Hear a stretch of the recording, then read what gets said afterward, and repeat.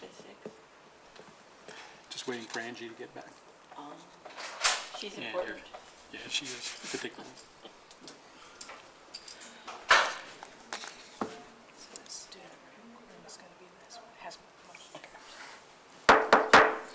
Good evening, everybody. We want to welcome you to this regularly scheduled meeting of the Urban Renewal Agency, September 9th, 6 o'clock, more or less. And we welcome you. Would the secretary call the roll, please? Commissioner Porter? Here. Commissioner Brooks? Here. Commissioner Warwick? Here. Commissioner Doty? Here. Commissioner Moore? Here. Commissioner Allgood? Here. Commissioner Garcia? Here. All right, we've got a full house tonight. Thank you all for being here. Our first item this evening is a special presentation from Diana Center, from Canyon County Expo Center and Fair. Welcome, Mr. Chair, Mr. Doty. there's an amendment to the agenda. Should we do that before or after this presentation? Let's After? Okay. do it Thank you. immediately after. Thank you.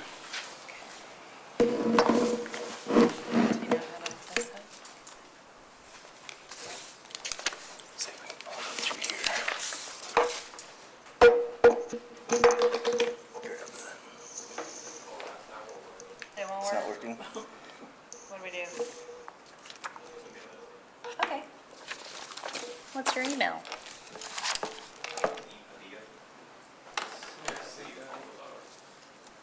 I don't know, the clocks don't work. It doesn't work.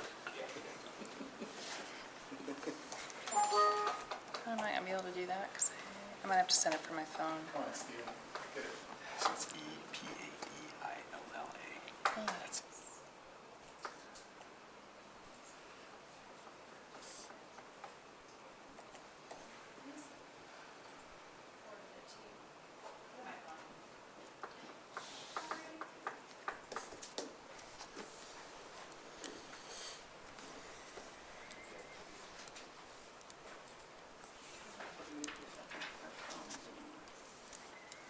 This is where we be proactive. Look at the agenda. We talked about this before. Email it, say if you're gonna present, email it to us. Why do we have that data cable on it? Either get it fixed or get it out of there.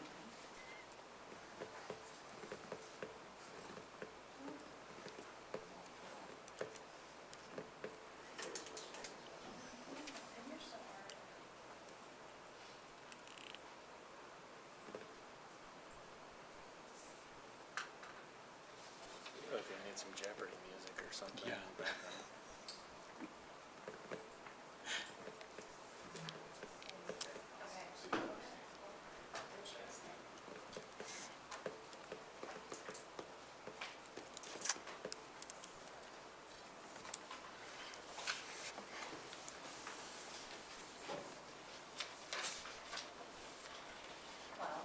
While we're waiting. I'm Diana Center. I'm the Canyon County Fair Director. This is Rick Britton. He's the County Facilities Director. And I brought him along because his crew really managed most of the projects that were in collaboration with the Caldwell Urban Renewal Agency. Just a little background on me. I've been involved with the fair since 2009. I joined the full-time staff in 2013 and then became director in 2017. And Rick has been with the county for a really long time. 20 years. Wow. Been director now for 3. So, Okay. you want to hand these out? Yeah, I have a bunch. I brought paper just in case. And the first of this is a lot of me talking, so I'm just going to start. I want to give a brief history and background, just of not just the fair, but how we are, kind of where we are today. The first Canyon County Fair was in 1887, and I don't know how long it's been on the current site, but I know that they started talking about fair expansion in the late 70s and early 80s, so for over 40 years. They did a master plan of the fair on the current site in the early 2000s. After that, the fair still wanted to relocate. Canyon County purchased 80 acres on Highway 2026, I think it was in 2009, for fair relocation. But then in February of 2017, Canyon County recommitted to the fair's current location. the commissioners at the time expressed intent to sell the 80 acres on Highway 2026 and invest into the current fair site. So they essentially came to me and said, we're gonna sell this property, what do you wanna do? I referred back to the master plan for the current site, and I pitched, hey, we could put a building in this corner. So during that time, though, there were regular meetings of the Caldwell Event Center stakeholders, and those stakeholders were the City of Caldwell, College of Idaho, Caldwell Night Rodeo, Canyon County, and the Canyon County Fair. After pitching the building idea to the commissioners and several meetings of stakeholders later, the commissioners, with collaboration and support from the City of Caldwell, gave direction to build an expo building on undeveloped land at the corner of Stock Trail Road and County Fair Avenue, which was formerly South Georgia Avenue. That location was identified based on reviewing the initial master plan and because it was current unutilized property, but it was adjacent to the rest of the fairgrounds and Caldwell Event Center site. After that, and I think it was either late 2019 or early 2020, Paul Navarro was the facilities director for the county at the time. Him and I came to the Caldwell Urban Renewal Agency, and we presented a request for multiple site improvements to the Caldwell Event Center and the Fair Expo Building site to take place in conjunction with the construction of the building. The Caldwell Urban Renewal Agency approved the request in 2020 for a total of $477,810.86. And we started the projects in fall of 2020, and we still don't have it up, but you all have copies. Okay. So these are the projects that have been completed to date.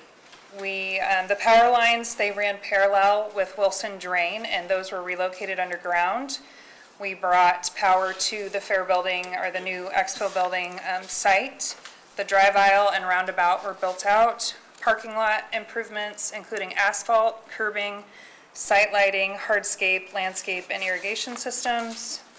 Stormwater retention, street pole lighting, sidewalk curb and gutter also along the street. Pedestrian bridges, which those were by far the largest, most expensive, and most intensive part of all the projects that have been completed. The perimeter fencing, and that's all the way around, and that's 22nd, is it 22nd, 21st? Stock Trail, County Fair Avenue, and then along Blaine as well. And then pedestrian pass through Gaviola Field. The projects that are currently in progress is the fiber optic connectivity. I'm told we're close, but we don't have fiber yet. And then we're completing the audio along the light poles along the pedestrian path. And then projects that either haven't yet started or weren't part of the original scope was additional lighting along the pedestrian path. When we put that path in, we originally thought we'd only go to basically connecting the new expo building across Gabiola Field to Simplot Stadium, and then it was decided to extend it all the way to the rodeo arena, which has been a really great way to have another path through the fairgrounds. Before we only had one, and it was the tunnel under Simplot Stadium. So it's been a really great thing, especially during fair. But there currently isn't lighting along that pathway. And then a power connection to the concert venue. Again, when we pitched all these projects, we didn't exactly know where the concert venue was going to be. Since then, the county bought the flooring to cover the artificial turf in Simplot Stadium. We've relocated the concerts back there. It's been a wonderful change, but we currently we rent 3 very large generators to power those concerts, and I will always have backup generators, but if we had just one power source that wasn't a generator, I would feel more comfortable. Other projects would be a ticket booth along County Fair Avenue. There currently is, we'd like to put one in the perimeter of the fence. And then one thing that the city brought to us a couple years ago, but we weren't far enough along in our projects to know where we were going to end up with budget, was the livestock wash racks. The major wash rack on the livestock end of the fairgrounds, it's between the fair building and the Charlet barn. It's on city property. We would all benefit with it being relocated, there's some major asphalt issues there, and there's some slope issues between the Charlet building or the Charlet barn and the Fair building, that could be corrected. And then, as far as funds allocated, again, it was, 2.4, close to 2.5. What we've spent to date is $2,218,568.88. And then I just want to note and really say thank you to the Canyon County Facilities Department. They did a lot of self-performed work with these projects. They installed all of the perimeter chain link fence. They built the slide gates and gate operators. They did all of the landscaping and irrigation. They did all of the oversight of the pedestrian bridges, and I will tell you that was a lot. And they placed all the conduit for our lighting, audio, and fiber. And I know I went through that really fast.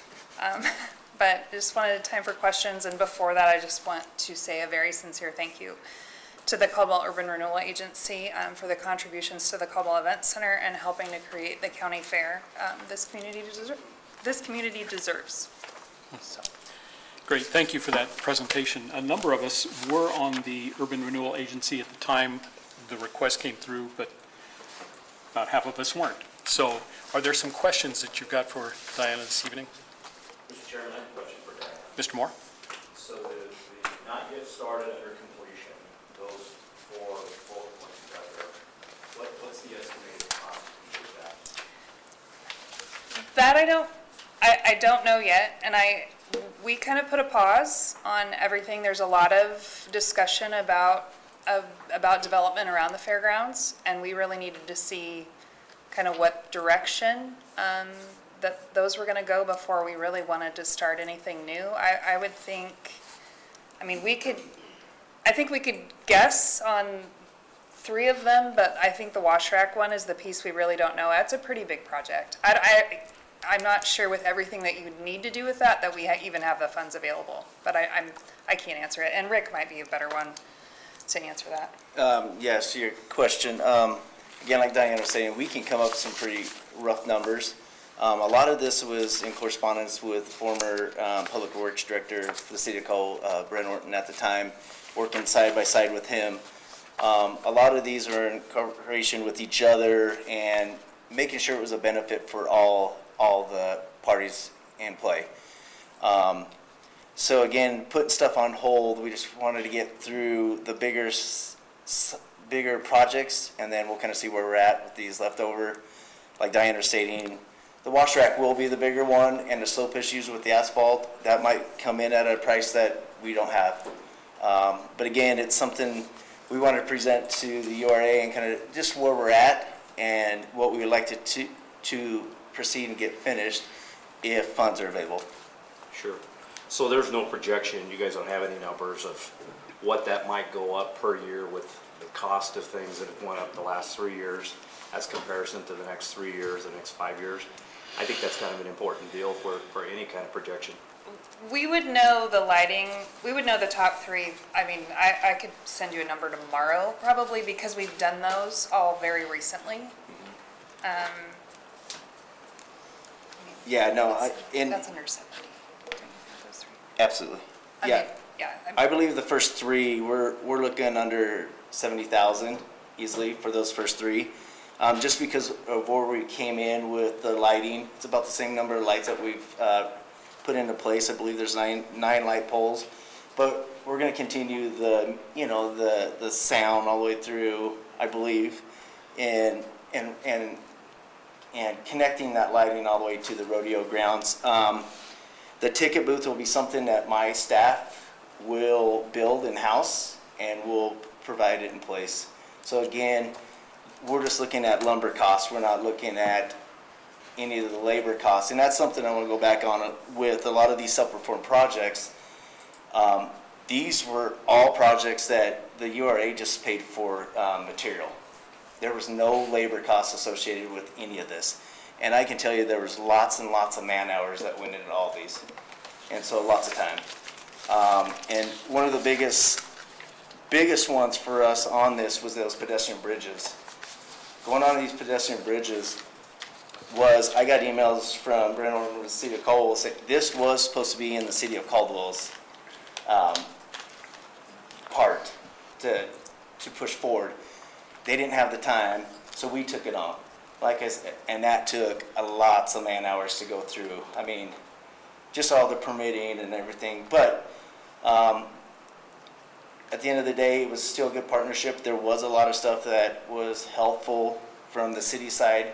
They did come in and put a temporary road in for us to lift the cranes and stuff. But they did what they could. But again, there's a ton of self-performed work from this county for this complex. Yeah, at your ribbon cutting in July, I think you stated a number of how many dollars were saved by doing it yourself.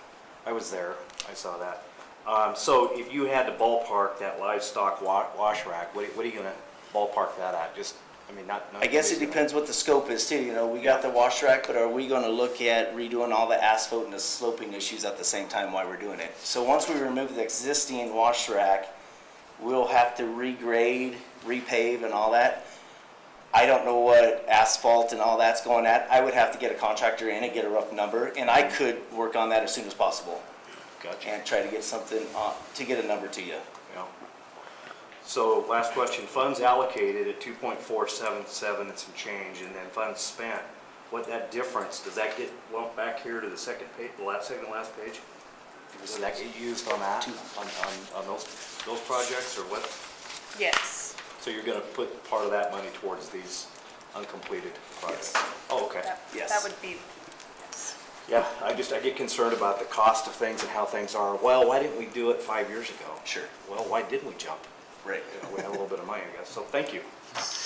At this point, we do have some timelines that are coming up. Raylan, do you want to speak to that? Well, I was just going to speak to the funding actually, because on the project list, with the invoices today, there would be only $90,704.94 available based off the invoices that we have received from you guys. Okay. So that might take out 3 out of 4 projects, correct? I just want to update I'd that. take so. out the livestock wash rack. I need to email, we need to compare numbers then, but that's. Mr. Brooks? Mr. Chairman, I was just going to address Commissioner Moore's concerns, since these two, in essence, work for me. I will cover a little bit what they're beating around the bush. Politics are involved, sir, and that is why some of the projects have been put kind of on standby to see what is going to go on in this area. So until above their heads get figured out with other members, stakeholders, other jurisdictions in this town, some of these projects are not going to move forward in a timely manner that I believe you are expecting to have, and to have those kind of projections for what should be spent. So without getting into specifics, I mean, that's basically what's going on. That's discouraging. It is. It's very frustrating. Mr. Allgood? Yeah, a couple questions. You talked about the power for your concerts. What are we lacking there? How much power you need back there to power what you got going on?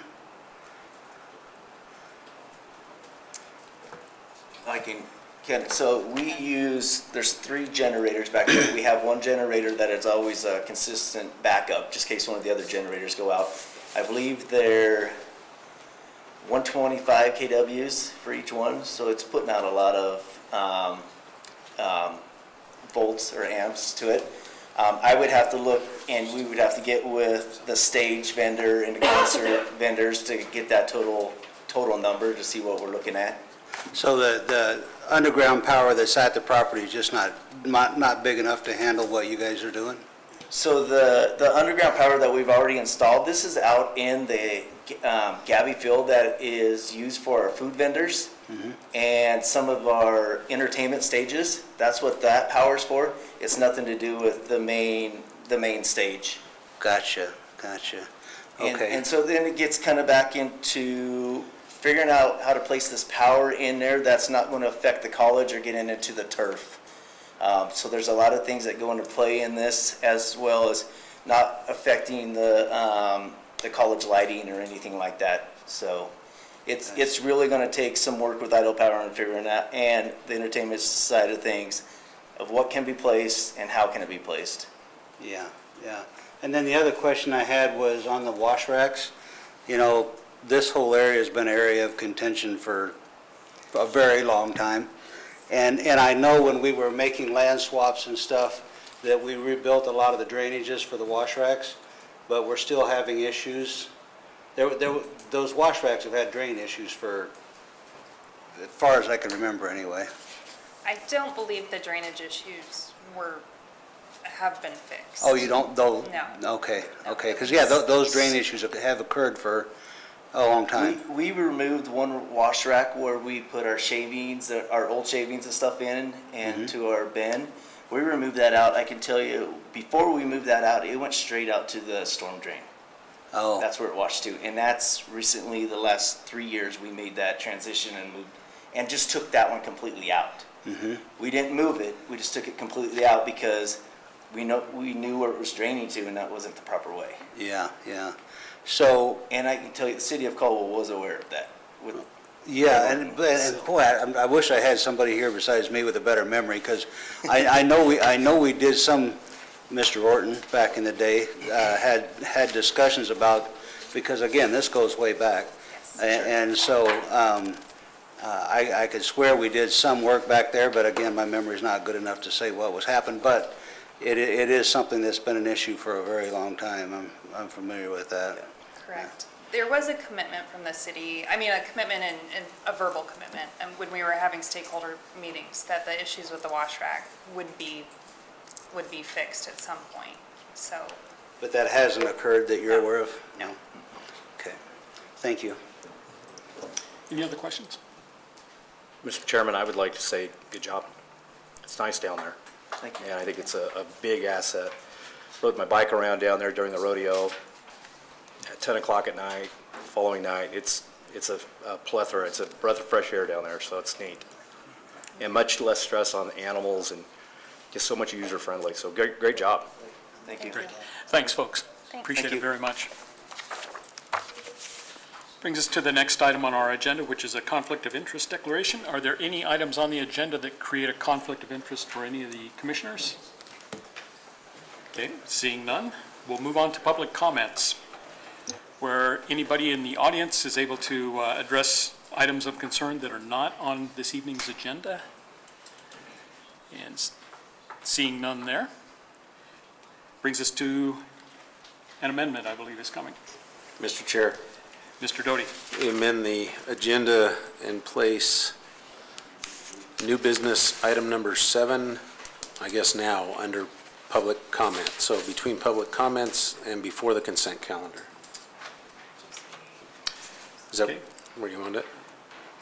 We have a motion to amend the agenda to bring item number 7 from new business into the next position on the agenda. Do we have a second? Second. Any discussion or further questions? Would the secretary call the roll? Commissioner Doty, Yes. Commissioner Stotty, excuse me, Commissioner Doty, wrong list, sorry. Commissioner Moore, Yes. Commissioner Allgood, Yes. Commissioner Garcia, Yes. Commissioner Porter, Yes. Commissioner Brooks, Yes. Commissioner Warwick. Yes. Okay, we are now leaving the room, and we're going to go into executive I session. need to make the motion for that? Do I? Yes. So, Mr. Chair, I make a motion that we go into executive session pursuant to Idaho Code Section 74-206, Section 1D, for the purpose of discussing records that are exempt from disclosure provided in Chapter 1, Title 74 Idaho Code. Second. We have a motion and a second. All in favor? Aye. Well, excuse me, need a roll call. Angie, would you mind? Oh, sorry. You're right. Commissioner Doty, Yes. Commissioner Moore, Yes. Commissioner Allgood, Yes. Commissioner Garcia, Yes. Commissioner Porter, Yes. Commissioner Brooks, Yes. Commissioner Warwick. Yes. Okay, we are adjourned for a short time.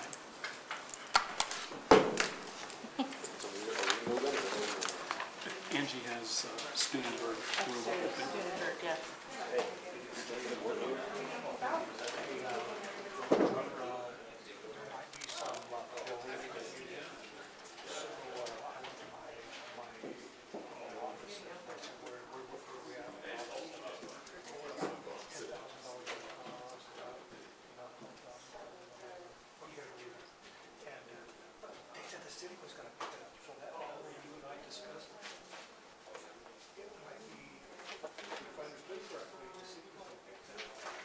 Okay. But if not, we'll always have to bill for materials. Okay, great. So just so you know. Yeah, thank you, Mike, for that update. Oh, gotcha, okay. Gotcha.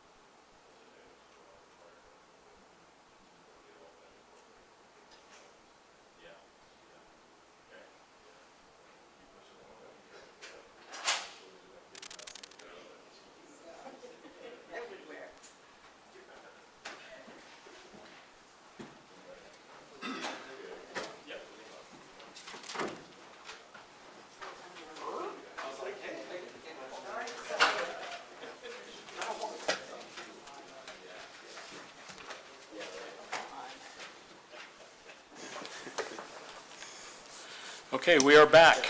Mr. Hilty, do we need a motion to come back from executive session? Okay. All right, we are live. And we will wait for our secretary. We always lose somebody. What'd you do to her, Dave? She'll be here.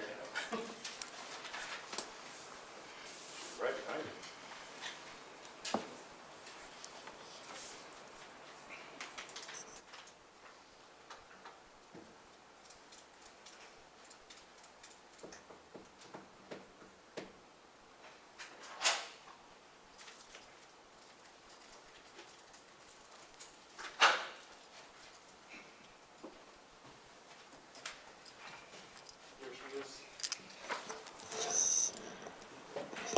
That brings us to the next item on our agenda, to the consent calendar. Do we have a motion in regard to the consent calendar? Mr. Chair, Mr. Doty? I move that we approve the consent calendar as printed. Very good. Do we have a second? Second. And second by Mr. Allgood. Would the secretary call the roll? Commissioner Doty? Yes. Commissioner Moore? Yes. Commissioner Allgood? Yes. Commissioner Garcia? Yes. Commissioner Porter? Yes. Commissioner Brooks? Yes. Commissioner Warwick? Yes. Very good. Brings us to our update reports. Our first one is on behalf of RRC Contractors. Mr. Chairman, I spoke with Derek Cooper of RRC late last week. He is out of the country and sends his regrets. I do have an update on this item, but I'll save it for the attorney reports. Very good. Thank you, Mr. Hilty. Second update is on TS Development. Sean's here. Welcome, Sean. Commissioners, Chairperson, I don't have a whole lot to say today. The design people, the engineers, the topographical surveyor, all kind of making sausage out there. So that's about it. I know that the topographical surveyor was supposed to be out there last week, and I went and checked, and there's some stakes out there, and I think they've been working on that. Other than that, I don't really have any updates. Any questions? Any questions for Mr. Mabon? I guess I have one more thing, sorry, because you're ready to ask it. We're working on the city parking agreement to make sure that everything's cleared up there and the access there. It's kind of more than a parking agreement because there's going to be a road going through there. So that's with the city right now. Any other questions? Very good. Thanks for being here. All right. It's much appreciated. Thank you. This will bring us to our first item of old business. It's an action item that's being continued from July and August to consider resolution authorizing execution of a third amendment to the DDA with 7th and Main developer. Thank you, Mark. Thank you, Mr. Chairman. Good evening, Commissioners. This agreement, in substance, would be probably getting familiar to you a little bit, but I think the last two meetings at least, there's been some discussion with commissioners and some changes that have been made as a result of those discussions. And so some of this will be a little bit of repetition. I'll try to focus on really what has changed, I guess, since the last time it came to you. There's been some language change on Section 3, the additional public improvement deposit.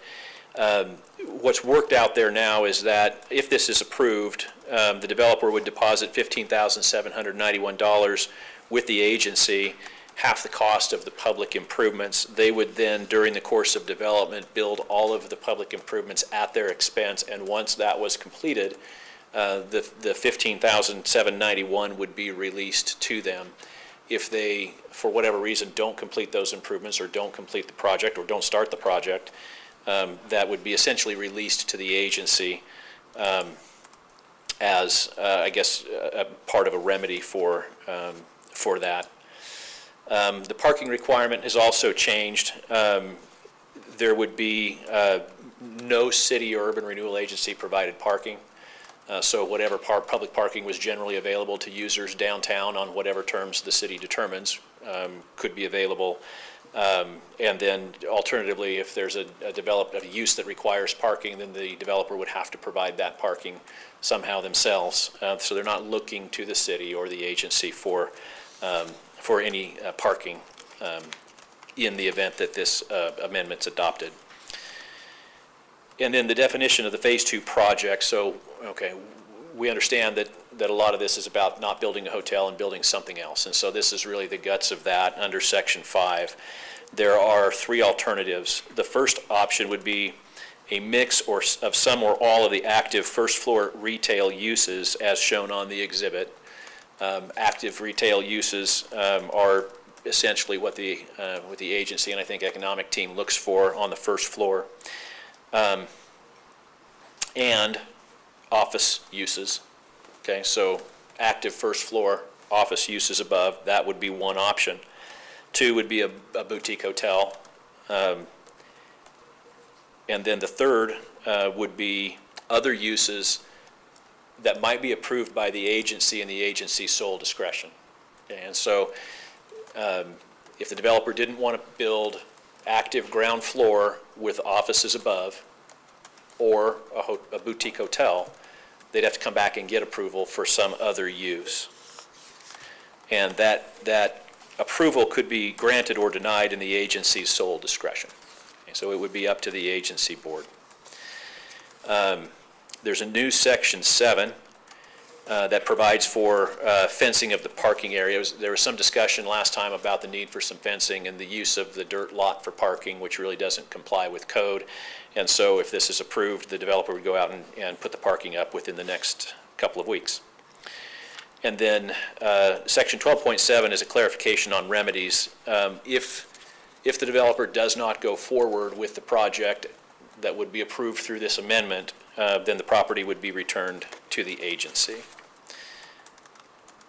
And that kind of concludes my review of the amendment. I will stand for questions. Thank you, Mr. Hilty. Any questions for Mr. Hilty? Mr. Chair, Mr. Doty? I just want to make it very clear for those listening and those in the audience that no parking permits, correct, Mark? If this is approved, correct? Correct. And no housing without approval or a change from this board. Also correct. All right, thank you. Anyone else with a question? Very good, thank you, Mark. Oh, excuse me, Mr. Alden. So just to make sure we're crystal clear, because I appreciate Commissioner Doty making that clear, but in the original agreement, there would be more parking if a hotel was built. Are we yeah. saying that would not occur now if a hotel gets built in this agreement? Yes, if the amendment's approved and the developer decided to build a hotel, there would be no parking allocated by the city. And you can ask Dean that, that's my reading of it, but you can confirm that with the developer. If this is not approved and there was a hotel that was developed, then there would be some parking under the letter of intent with the city. That's where I was at. Thank you. Mr. Chair. Ms. Warwick? So as I'm reading this, the buyback part, that the agency would buy back the property plus the fair market value of any construction. We're not talking about the building that's already built there, correct? Under this amendment, correct. Okay.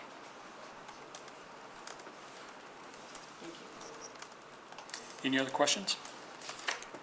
Very good, thank you, Mark. Thank you. Dean, welcome. Good to see you all. Appreciate your time coming back again. Hopefully we've gotten the amendment to a point to come to a resolution to move forward on the Phase 2 project. I did want to apologize. I did notice I've been down here a couple times over the past month, and that parking lot is definitely being used as it's not to be intended to be used. We are in the process of getting a fence put up, and we understand that the city is very focused on the parking needs in the community and having a lot of resolution around that. So I want to apologize about that it wasn't done earlier. I think the original intent was Winter Wonderland. There's a need for parking, so we did not put any fencing up at that time. Subsequently, we should have gone and been a little more proactive about closing that off and making sure that our tenants and others in the downtown were using the public parking or the parking associated with the original Tillian project. So I'm happy to stand for any questions. Looking forward to moving forward. Any questions for Mr. Pepe? And I appreciate your tenaciousness of coming back and keep working this thing. It is good. You and I have talked a lot, and you're aware I'm against housing downtown. I'm looking at the two exhibits provided with the packet, and both of them refer to housing. Are those accurate? They're just images, yeah. The intent was when we originally came back with this document in the first place was when it actually included the option for housing without the approval. We didn't change any of those images. We just left them the same. But the Okay, intent is and to move you forward. heard Commissioner Doty talk about no residential, right? I did, yes. Okay. All right, I'm just confirming that. I want it 100%. straight from We're on you. the same Thank- page. Thank you. Yes, yes. Very good. Ms. Mr. Warwick. Chair, so looking at your schedule of performance, I see that were we to approve this, commencement of construction would be December 1, 2025, which is a year from the original commencement, right? Correct. But it seems like I remember you telling us that if we agreed with you on something by June, you could still meet that. So I'm just curious why we need to bump it out another whole year. To give us time to get through this process and to allow us to re-engage in a process to find tenants for the space. The original ask was for time so that we could actually build residential above, which we were confident moving forward with. Now we have a whole different product type, so we have to go find the market and have the right tenants to go into the space. Okay, thank you. Mr. Doty? Just one follow-up. So just to follow up on Commissioner Allgood's, if you end up building a hotel, which doesn't look like you're going to, that you still wouldn't get parking permits for that as well, based on this amendment? Correct. Thank you. Any other questions? Okay, we will entertain a motion. Thank you. Mr. Chair, Mr. Doty? I'll make a motion that we approve the resolution authorizing execution of the Third Amendment to Disposition and Development Agreement with Seventh and Main Developer LLC. Okay, we have a motion by Mr. Doty. Do we have a second? A second. Second by Mr. Garcia. Mr. Allgood, did you have any? I was going to second. Okay, very good. Mr. Garcia was too fast for me. You guys are in sync. That's all I can say. Trying to get in there. Any other- You just do it a lot more. Any other questions or comments? Would the secretary call the roll, please? Commissioner Doty? Yes. Commissioner Moore? Yes. Commissioner Allgood? Yes. Commissioner Garcia? Yes. Commissioner Porter? Yes. Commissioner Brooks? Yes. Commissioner Warwick? Yes.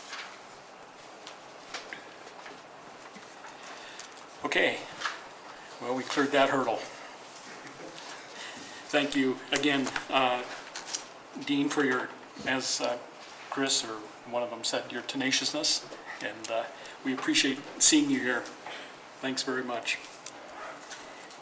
Takes us to action item under old business number 2. It's a consider a request for amendment to DDA with Wolfpack Development. And Carrie, I believe you're here to speak to that. Welcome. Good evening, I'm Carrie Smith for the record. How'd you do my address? No? All right.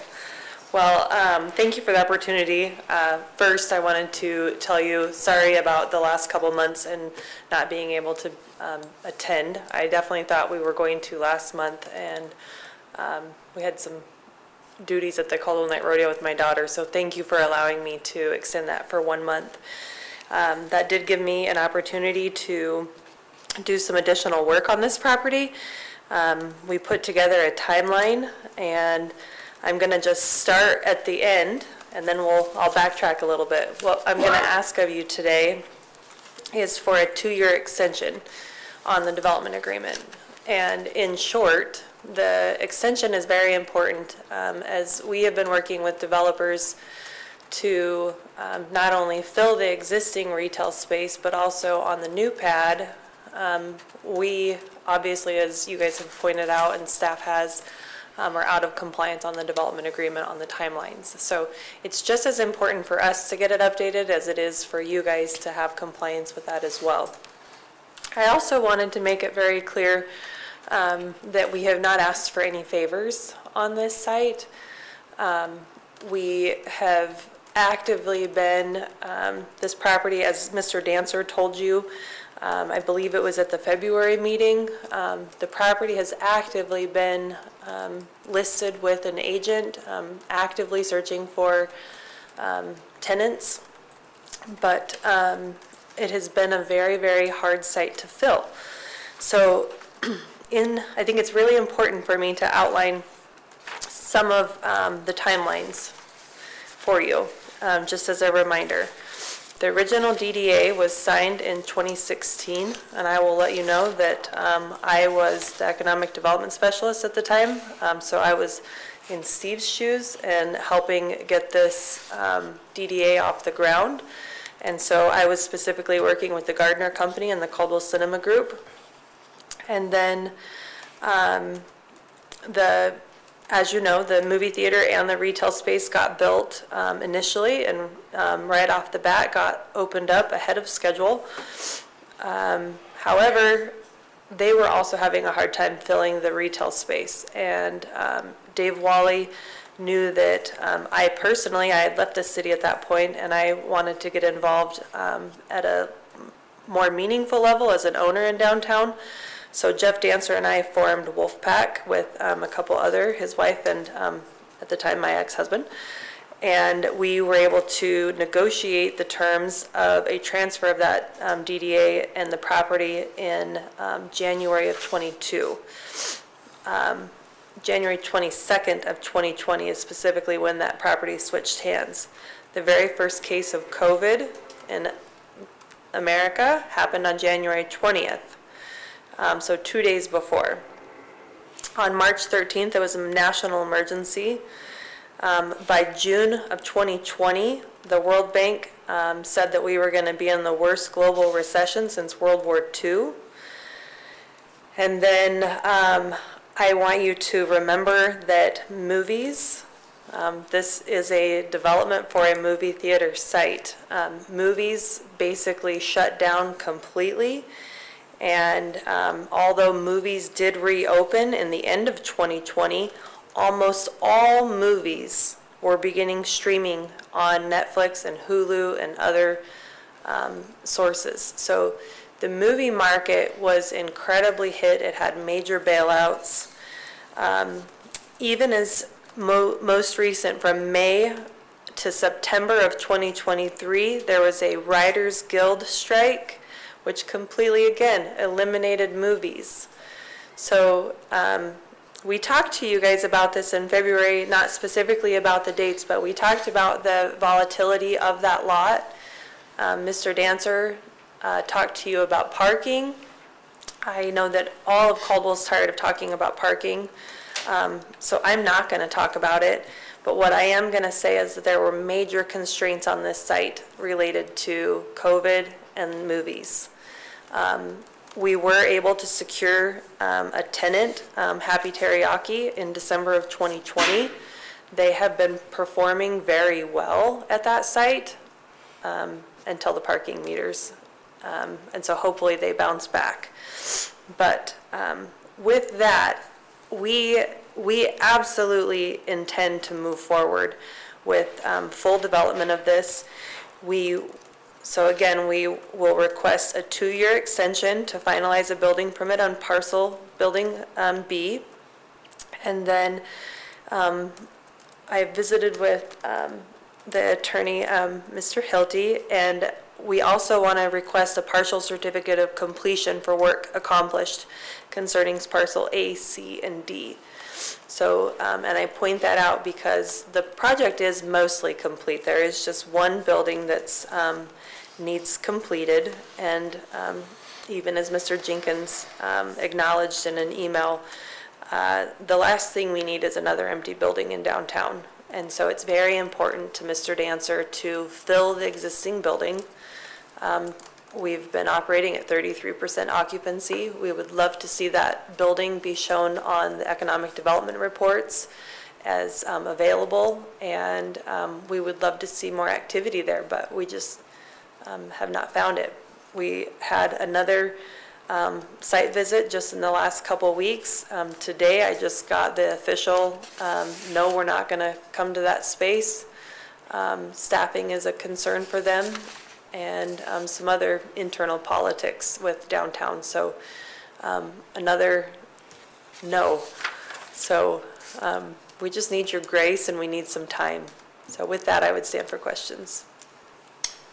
Thank you, Carrie. Questions? Mr. Moore? So just looking at the timeline of events, so that lot, county is tax assessed at what in 2016? Oh, I could look that up for you. I didn't come with any numbers. So today, I'm wondering how much that lot has appreciated? I'm sure it's appreciated. Maybe it's depreciated. I don't know. But I'd like to see what that is. Oh, I'm sure it's appreciated, because in 2016, there would have been, that would have been about the time that the old Southwest District Health Building and Trolley Square was there. So that I'm sure that lot's- they had value, but I don't. Sure. Yeah, It's I don't had know to what they went were. like that in value, right? I would assume so. So with that, is there, and I see that it's currently listed with an agent. It's for, I have it listed, but it's not on MLS. It's for lease right now. Yeah. Had there been any offers on that property?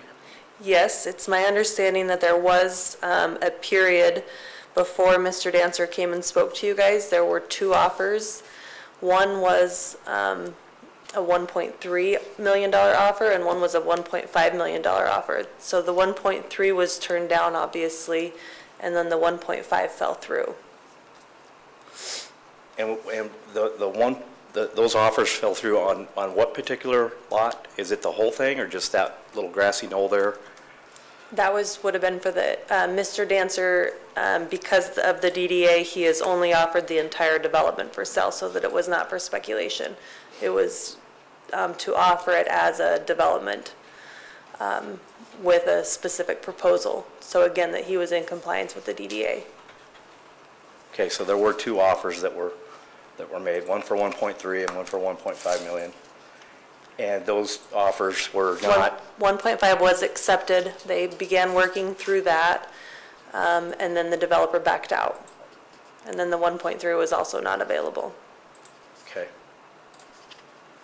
So right now, there's nothing, We have nothing right now.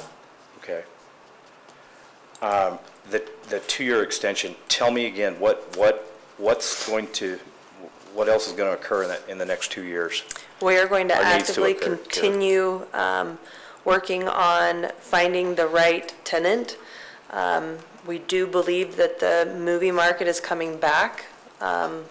We believe that the efforts even of the activity in downtown moving in our direction with Amano coming our way, and some other, we've heard some other work happening, again, moving our direction.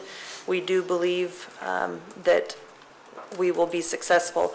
White Laser Development Company is who I work with on my real estate side, and White Laser is partnering with Mr. Dancer, and they are actively going through their tenant base currently, and we've been reaching out to their past clients and putting the property in front of them.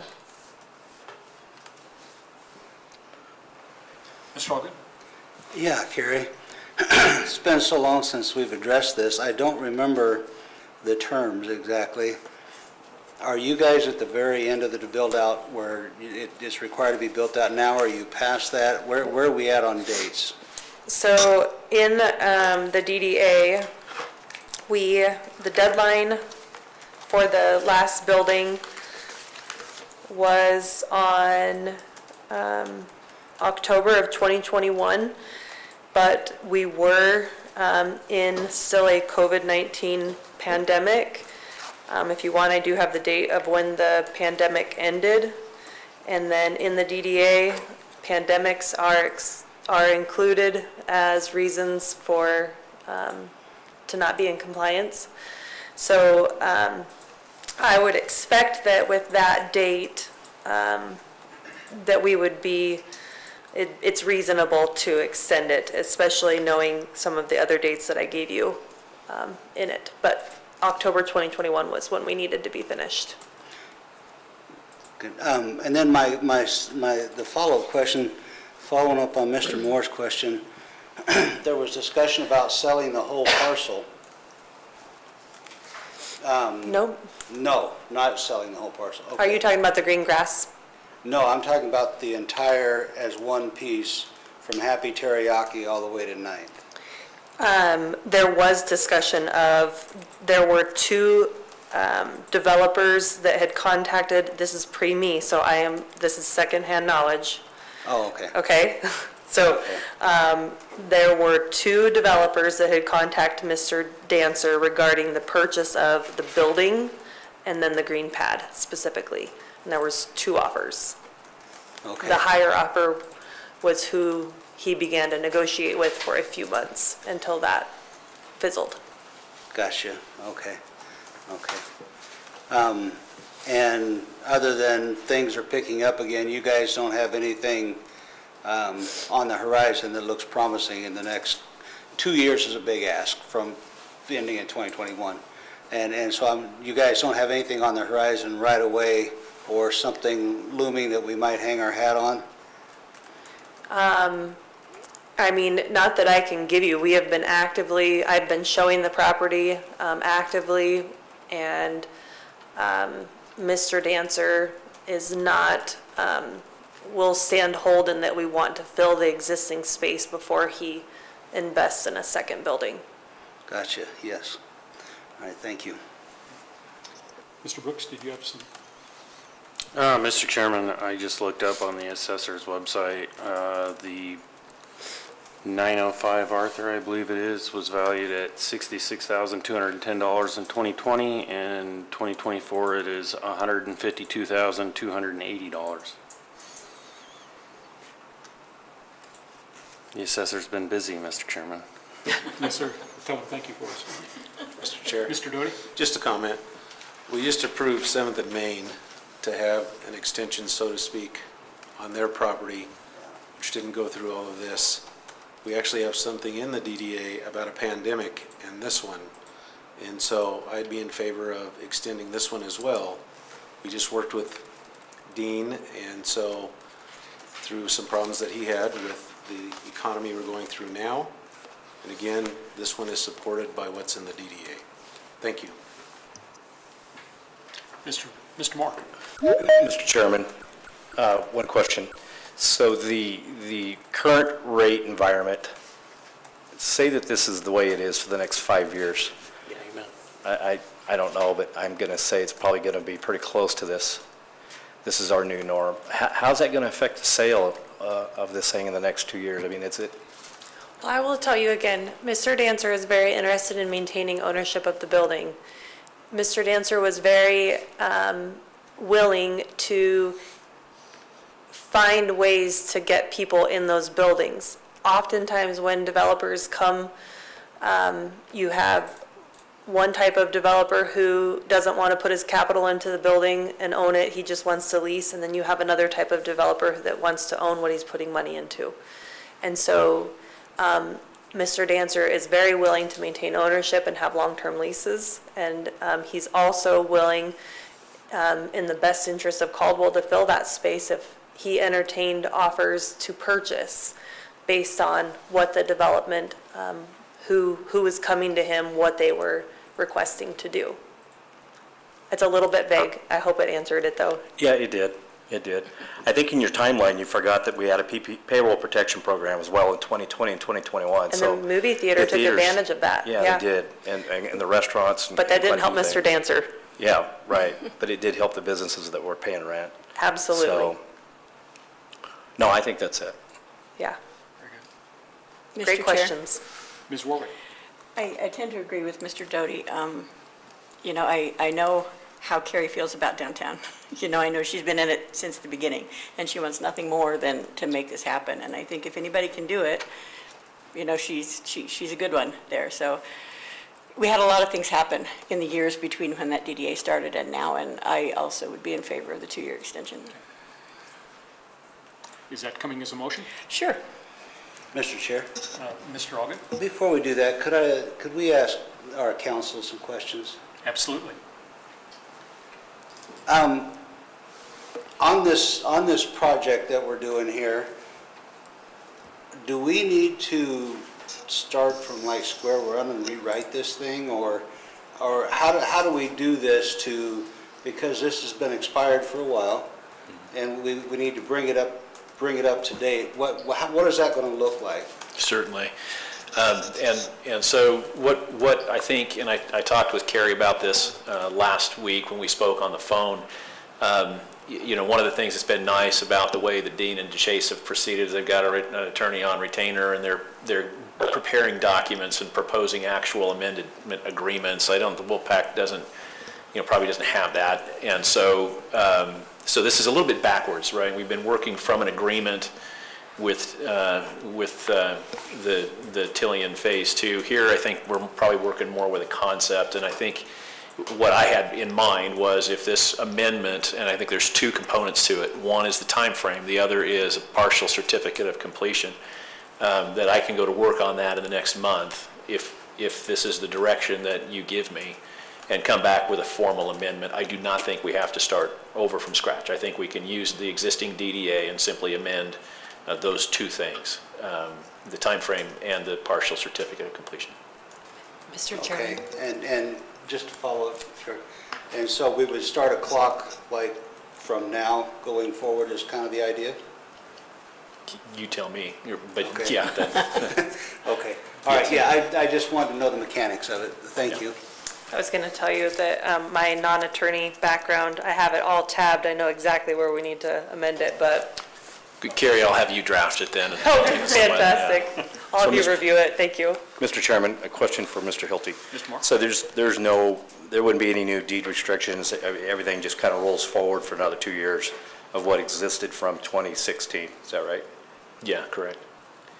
I have a question, Mark. Was that 2016 agreement with Gardner or with, it would have been with Gardner, correct? Yeah, it was with Gardner. They would have had a sub-entity that took title, and then in 2020, as Carrie mentioned, there was an assignment of what was essentially Phase 2, they call it the commercial phase, in that DDA, which was the two buildings out in front. Okay. Do you want to, if that was a motion, do you want to restate it? I move that we go ahead and make the amendment to extend the agreement for 2 years and do the partial completion, since one building is complete. Issue certificate of completion. We have a motion by Ms. Warwick. Do we have a Mr. second? Chair, just a clarification. What is the date? I think we want that on the record. What is the date of the 2 years? 2 years from 2 today? years from today. I'm just making sure so everybody's clear. Sure. I see a lot of green lights on. I'm done now. Zach? So I just have one more question to council, and then I'll shut up. Okay.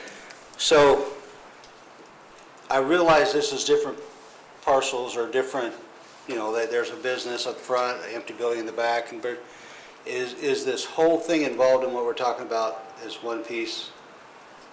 It's We're not talking about separating, right? Well, I think the request is to separate it and have a certificate of completion on the building that's on the right. Yeah, so the request is specifically, per the DDA, we have completed work on parcels A, C, and D. That's the Those Happy all- Teriyaki side, correct? And that's that building, the movie theater, and the common area. All work is 100% completed per the DDA. Okay. So we're asking for the certificate of completion on those, and then an extension specifically for parcel B to construct within 2 years, to get the building permit applied for and issued within the 2 years. So I'm sorry to keep going here, but so in the terrible case that in 2 years this defaults, only parcel B would come back to urban renewal? Right. Correct. Okay. Which, thank you for asking that. That's why we were asking for the completion. Okay, all right. Mr. Moore? Mr. Chairman, last question for Mr. Hilty. That existing RFP dated 2016. Not Mr. RFP. Sorry, I was I'm entertaining sorry, questions from that staff. existing RFP dating 2016, does it need to be recomplied? Does it need to be looked at? Does it need to be gone through with a fine-tooth comb? Are we okay with where we are today versus then with law and everything in that deed? If you're asking whether the law has changed on the RFP process for urban renewal agencies, it has not. And even if it had, that RFP process was completed when this developer was selected, and we've been operating under the DDA contract since then. Okay, thank you. That's it. Okay. We had a motion by Ms. Warwick. We need a second. I'll second that. And a second by Mr. Allgood. Any other conversation or questions? Would the secretary call the roll? Commissioner Warwick? Yes. Commissioner Doty? Yes. Commissioner Moore? Yes. Commissioner Allgood? Yes. Commissioner Garcia? Yes. Commissioner Porter? Yes. Commissioner Brooks? Yes. Okay, thank you, everybody. This takes us to new business. Our first action item is to consider invoices for payment from our urban renewal treasurer. Thank you. What was that? There was somebody who remoted in on this.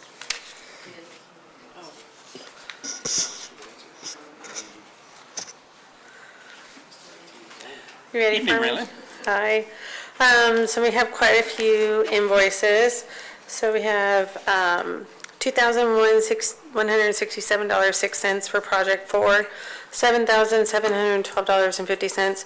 This is actually going to post to fiscal year 25, not 24, but it's for the first half of ICRIM payment. $18,900 for the September economic development contributions, $2,650 for the Arthur Kimball environmental site assessment, and then $6,435 for the August attorney services, for a total of $37,864.56.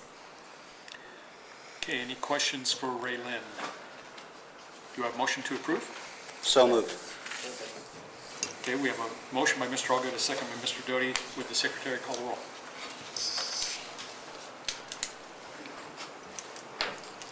Commissioner Allgood? Yes. Commissioner Garcia?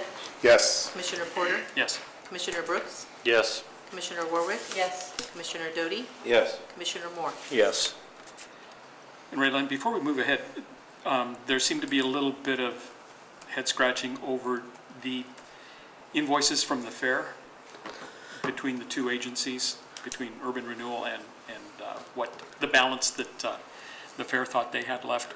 You're pretty confident in your numbers, I I'm am sure. pretty confident in my numbers, but I gave Diana Center my card, so we could definitely confirm where there's the discrepancy is, Okay. so, yeah. Very We'll good. figure it out. Thanks. Mr. Chairman, I have a question to piggyback that. Yes, Good Mark. for Raylan. So if there's a change in that, in any of those numbers, how do we know what that is? Because I've got a hard copy here of what she, and going over that, what she presented, what they presented. How do we become informed on that number so that we're privy to it as we walk down the street? So the budget's not going to change, that is the same, we're the same on that. If the total invoices paid out is different, then what I have reported on the project report, obviously, we would see that gets updated every single month after approved invoices are there, and I would make sure to call it out as well as I go through the project report, so, Okay, yeah. thank you. And if the number on the project report is wrong, then my guess would be like, then we paid out something we weren't supposed to, which would not be good. And so you would see a refund of something, there would be an action that I would need to do. So, Okay, that brings us to our treasurer's report, and the monthly cash reconciliation. so for August, we are still receiving past dues for the increment funds. So we did not receive any north increment, but we received about $17,126.30 in the east area increment. And so when I did the financial statements last year, just kind of as an overview, there was only about $185,000 in past due. So we are almost to that amount. So total cash balance is just over $5 million. We still are receiving those interests both in LGIP and in the savings account. So those revenues have been received as well. Very good. Any questions I on have the a monthly question, cash Mr. Chair. reconciliation? Mr. Garcia? That was me, no, Oh, sir. okay, Mr. Allgood. So just, again, mechanical, on urban renewal, do you submit some type of L2 like you would with the city's budget? Or what do we submit to the county when we finalize a budget for this year? So for urban renewal, we have to submit, we did a resolution. It's not an ordinance like the city, but it is a resolution. And a copy goes to the county and a copy goes to the state tax commission. Is that done, or is that coming up? We passed the budget in August, in our August urban renewal meeting. Okay, so our budget is set, the county has what we're going to be drawing from for 2025. So we don't draw and we don't levy anything. We just receive based off of the revenue allocation area. So, but we do not levy anything. So our budget only, though we do predict, I do look at revenues and expenditures. The budget resolution is just expenditures. Perfect, thank you. Okay, do we have a motion to approve the? Mr. Chairman, I have one more question, I'm sorry. Okay, I'm sorry, Mr. Moore, go ahead. Looking at this memorandum, and maybe I'm ahead of myself, or maybe I'm out of place here, this memorandum for Edie Bailey engagement letter, just looking at the summary statement, and just clarifying here, and this is not picking on anybody's typing, it says FYI 2023, we die, an RFP selected Edie Bailey, or does that mean we did or we do? We did. I was probably talking really fast, I apologize, but we did an Yeah. RFP in 2023. Right. For the 2024, 2025, and 2026 audit services. So we got a 3-year contract. Right. So we went out to RFP for that. Yeah. So, Okay, thanks. I thought we did, but I wasn't sure. I'm Yeah. glad I'd asked as I went through it. Thanks. Okay, we'll entertain a motion to approve the monthly cash reconciliation report. So moved. We have a second? Second. We have a motion by Ms. Warwick, second by Mr. Doty. Secretary, call the roll. Commissioner Warwick, Yes. Commissioner Doty, Yes. Commissioner Moore, Yes. Commissioner Allgood, Yes. Commissioner Garcia, Yes. Commissioner Porter, Yes. Commissioner Brooks. Yes. Brings us to our update report on the project list. so with the project list, it has been updated with last month's invoices. As you know, a lot of these invoices are in progress and they're taking a little bit of time. So the Public Works Director mentioned to me, like with the vineyard space and the alley improvements, there's a lot of utilities, and so that project takes a little bit of time just because we're working with those utility companies to get coordination and stuff like that. So not right away you're going to see those expenditures until something large comes in, and then we are going to pay it, and it's going to be directly to the utility company. But we do have project managers that are working on those as we slowly spend down these funds. We also got, I spoke with Danae at Destination Caldwell, like the downtown signage for wayfinding, that'll be closing out this next month as well. So we'll see a lot of other projects close out, so. Any questions on the report? Okay, very good. Thanks, Raylene. Brings us to our economic development reports. Mr. Jenkins, welcome.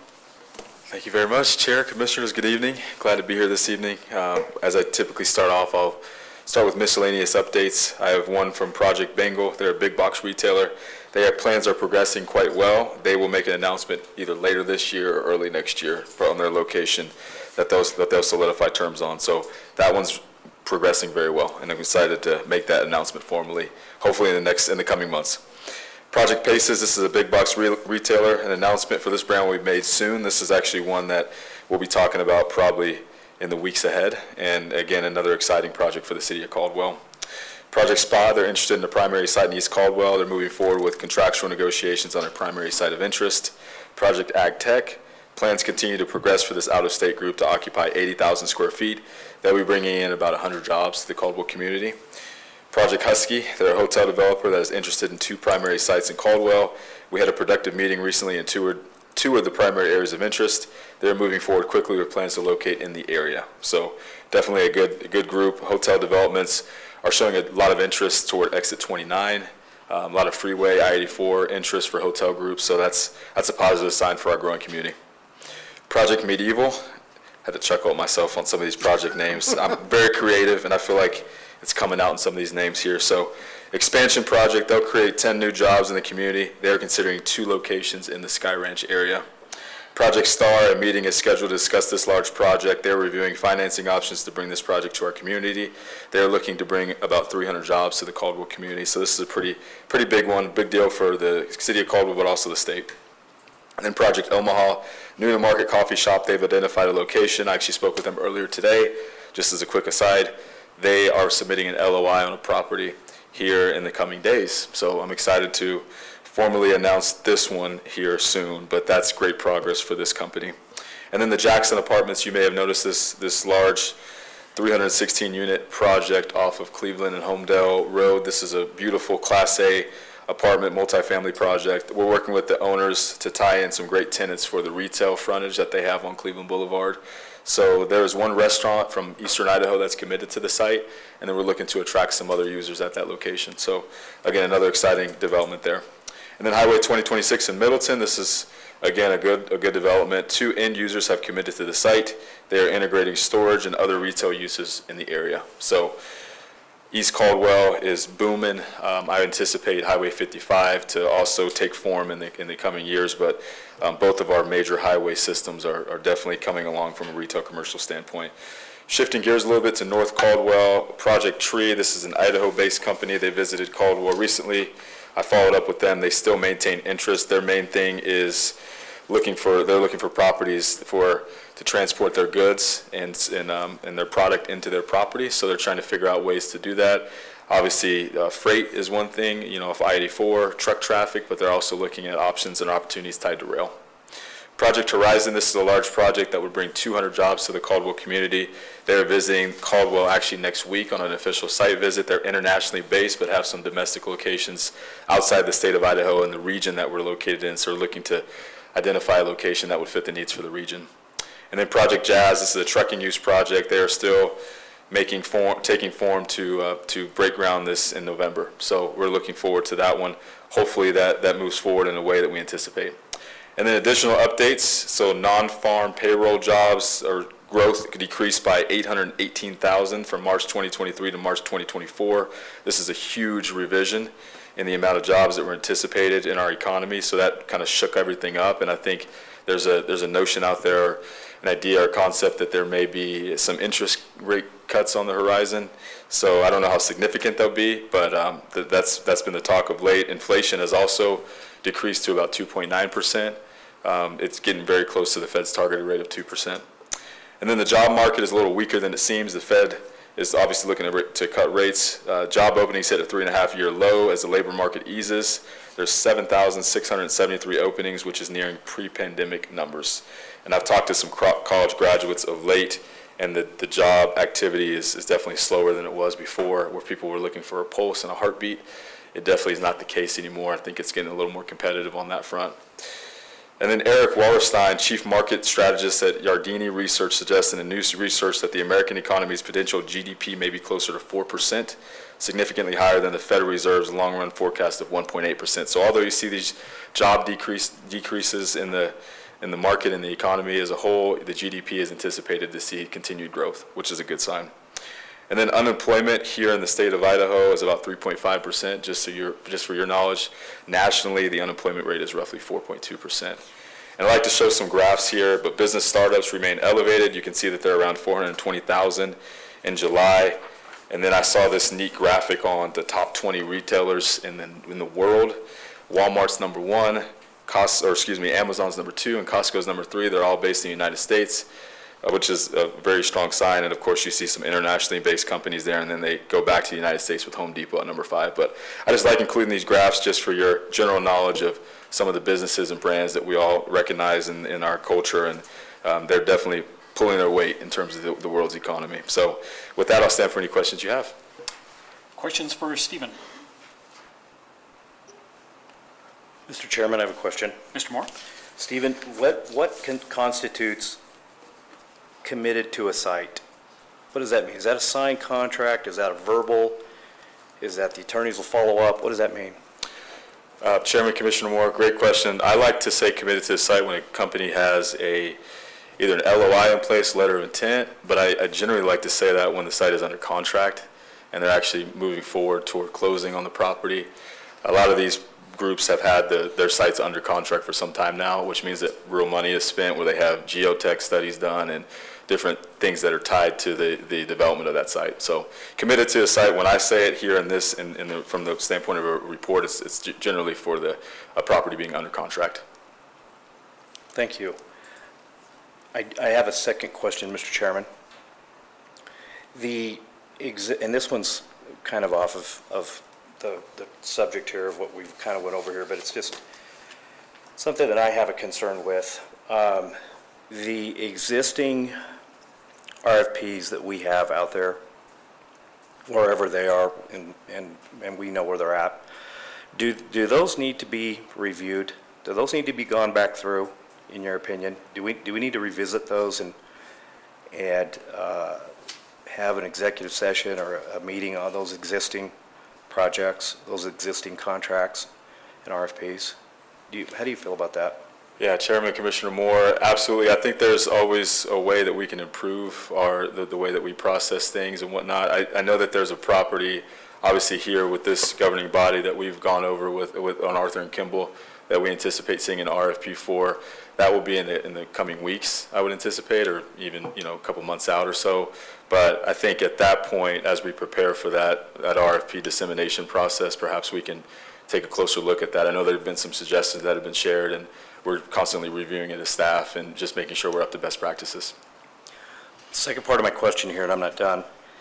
Mr. Chairman, as we come to these meetings and there's new URA projects that are committed or proposed, discussed, I want to say to the committee, we need to have more feasibility study up front for these proposals. I think there needs to be more due diligence, specifically return on investment, return on asset, the costs. I feel like things that need to be tightened up, and we talk about it month after month, but what do we do? So I feel like these things have got to be addressed and not ignored going forward. I think it's a growing environment, we know that, and that's great. But I think there's room for, hopefully not, an error that could be made in light of everything that goes on. And I think it's important that we look at a plan. I feel like we need maybe a plan. I don't know what that might be, but is that a master plan? Is that Mr. Brooks coming back to seeing us? What does that entail? Before we show up to these meetings and we have a new URA requested.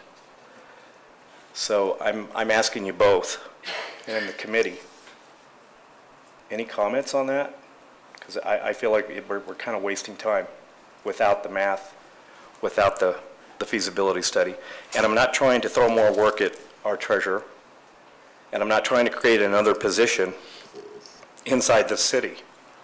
We should know how many positions we've already created, but it seems like we need to have that. Yeah, Chairman, Commissioner Moore, I appreciate your comments. I would say that one aspect of the process, at least for the RFPs, is the reuse appraisal process, which I think we could look at that, and obviously there's some details that are tied to that process that evaluate the scale, the scope and the scale of the project that against the land value and whatnot, and maybe there's a way that we can, I guess, inform this agency of what that looks like and some of the details that pertain to that. But I don't discount what you're saying, and I think that there's always a way that we can look at improving and adding more to the process just to make sure that our information is tied in the right way. The last thing I'll mention is we don't have a downtown master plan, so it is something that's been on the radar of staff of late, and we've talked a lot about how we can update that plan because things change so rapidly, especially in a market like this one. So I don't discount that at all. I think that's probably something we can look at and maybe evaluate and take closer consideration for. So, with that said, how could we move forward? A master plan, I think that would alleviate quite a bit of confusion of, do we need a parking meter? Do we need a garage? Do we need to create a URA? What are your thoughts on that? So my thoughts are similar to the sub-area master plan process. Obviously, we saw a need there with the Caldwell Event Center and Logan Simpson as they were working with the comprehensive plan. We actually had an RFP for that, and they were awarded the project. And they're nearing completion on that sub-area master plan. But that's something I think we could look at doing for, I don't know exactly the timeline that we would look at, but that's something we could certainly talk about in terms of an RFP and seeking interest for that process for downtown. I would say that a lot of the information that I look at that pertains to the vision of the downtown is tied to that Roger Brooks action plan that was provided years ago. And then we had a downtown master plan framework that's similarly outdated. And of course, it's just been some time. So I think it's probably ripe that we consider other opportunities for that master plan to be updated. Well, I appreciate your efforts, and I appreciate you taking my questions, Stephen. That's all I have, Mr. Chairman. And Dave, I'll speak to that point. You and I have had this conversation a number of times about how much I appreciate the skill set that you bring to this team, because it's not duplicated anywhere on this Board of Commissioners. You ask questions that are just not on most of our radars. And Adam does the same with his experience. And so anything that we can do to build a cohesive team, and I agree, we're just one bad decision away from doing some real damage. And the first thing that we want to do is always do our best to make the wisest possible decision, so we're not left second guessing ourselves. And so whatever we need to do to ensure that happens, I'm all for. And thanks for bringing that up, and thanks for your skill set, because again, you ask questions that just aren't on my radar, and I appreciate that. Mr. Chair, Mr. Garcia. I'd like to add to David's concerns, and this is something that I think every downtown should do every 5 years. The economy changes, direction changes, so I think it's viable. I believe we did a charrette this probably 20 years ago that kind of led to where we're at now. So it's a process, but as we all know, even these URA projects that have been developed, as we know, will change, even if we approved them just like we did tonight. So I think every 5 years it needs to happen. Obviously, they're pretty old. So whatever you want to set up, I'm for it. I would like to be involved in it if possible. So, but yeah, I think it's a great idea. Thank you. And Chairman, Ophelia Morales is out of the office for training, and I apologize that she won't be able to provide a report tonight. Are there any questions for downtown that I might be able to answer? I'm happy to stand for those questions. Mr. Hogan? I'm sorry, Stephen, I'm going to go back just one subject here you moved on to. But one of the things I've advocated for, especially most recent, I've had conversation with Mr. Hilty about is we're not the same place we were. We're a sought-after place now. There's a lot of value in Caldwell. And I have been offended more than once to have people win an RFP, drag us along for a year or two, and walk away and say, we're done, which I can understand economic things and stuff, but it always leaves the Urban Renewal Agency on the hook. And I would love to see a bond, a deposit, something that accompanies our RFP that says if you're the winner, you're going to have some X dollar amount that you're going to put in deposit, and if you walk away, that money is contributed to the URA, rather than just leave us holding the bag. And I couldn't even imagine what that dollar amount or bond would look like, but when we're strung along for a year, 2 years, whatever, and then they walk away, there needs to be some recourse for Urban Renewal to recover the time, your time, council's time, for what we've done. And I would love to see that included in RFPs going forward, that there will be a deposit or bond requirement of some kind to help us recover where we're at. Thank you. Any other questions for Stephen? Thanks, Stephen. Thank you. Mr. Chairman, I'm sorry, I have a question. Sorry. I'm looking at the minutes dated August 12, 2024. The comments in the presentation by Mr. Hans from his development group, I'm sorry, what was the name of that? And I have it at my office, but I'm looking at this tonight. The name is Devco Development. Devco. So he talks about IHA financing, and there's description of that through bonds and taxes, and that how Idaho does not have any type of gap financing. And I know we talked about the importance of that, and I know it says in the notes here that Commissioner Moore remarked that he would like to see the project be considered for URA involvement. So I think I also said to that, I'd like to see more information up front about that proposed URA, and so that we could consider it or have a more thought out process with more feasibility information on that. I think one of them, just outside of that, the domes up there, that project, that gap financing. How could we bring that here and learn more about it as a group? I think it's important because it's $1 million investment to the developer on the infrastructure at the start, correct? Mm-hmm. And he seemed pretty good about it, pretty verbal about it. I mean, could that be a workshop? Could that be something that we could actually put together and learn a little bit more about it? Because we don't have anything like that in our city or the state. Yeah, I'd be happy to facilitate some kind of meeting that way where they can talk in with greater detail about what that looks like in other states, and maybe there's a way that we can collectively get creative around some solutions here that will provide value or add value to the project. I know that Idaho's limited from the standpoint of some of the things that he had referenced early on in the discussion. I know he had referenced specifically the state of Colorado and their level of creativity around that gap financing. But this is a topic that's come up around the country, quite frankly, just because of the cost. And Commissioner Moore, you referenced this in some of your comments earlier, but there's been a real tactile effort to get around how we can work with private developers, and the public municipalities tried to create ways to bring a project to life. It's just been more and more challenging. So I think urban renewal is certainly one topic that's come up, but maybe there's other ways that we can come to the table with ideas. Yeah, so I think we had a developer there that was very interested in investing in Caldwell, he said, in the future. I think it's another tool. Mm-hmm. So I think that's something we should follow up on, Mr. Chairman. Mm-hmm. Thank you. Great. Thanks so much. That brings us to our attorney reports. We'll welcome Mr. Hilty back.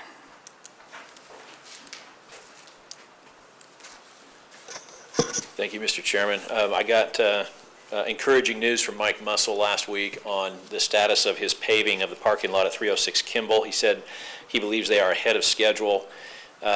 He has submitted plans to the city for that parking lot. It needs to be reviewed by the engineering department and planning and zoning. He reported to me that engineering has approved it and that it's underway with planning and zoning, and he felt like, if you'll recall, I think it was the last meeting, we had a schedule that he had submitted. I don't have it with me tonight, but he said he would be ahead of that schedule. At least that's where he thinks he is. So we're continuing to monitor that and make sure it gets done. On RRC, I think good news there as well. Even though Derek's out of town, that property was closed on late last week, and I think Chairman Porter signed agency documents this morning. So that property has been transferred under the DDA. The building permit, my understanding is that it has been pulled, and so we are working on making sure that the proper insurance is in place for the contractor, but they will be under construction here shortly, after, I guess, a 2-week vacation in Italy, for what it's worth.